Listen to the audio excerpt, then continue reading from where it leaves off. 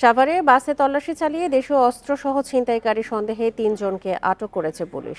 গতরাতে ঢাকা আরিচা মহাসড়কের সাভারের ব্যাংক টাউনে মৌমিতা পরিবহনের বাসে তল্লাশি চালিয়ে তাদের আটক করা হয়।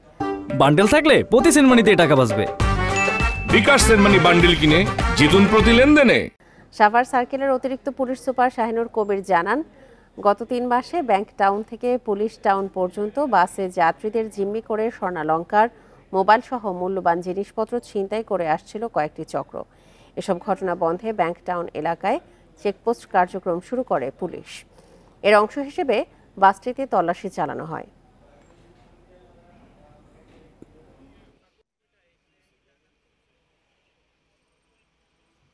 এই চেকপোস্টের প্রেক্ষিতে আজকে একটা চলন্ত বাস থেকে, বাসের নাম হলো মৌমিতা, সেই বাস থেকে আমরা ৩ জনকে গ্রেপ্তার করতে সক্ষম হই, যাদের কাছে দেশীয় অস্ত্র রয়েছে, সুইচগিরা চাকু রয়েছে, এবং যেটা দিয়ে আমরা যদি এই চেকটা না করতাম তাহলে আজকেও এরকম একটা ঘটনা তারা ঘটাতো। অর্থাৎ ব্যাংকটা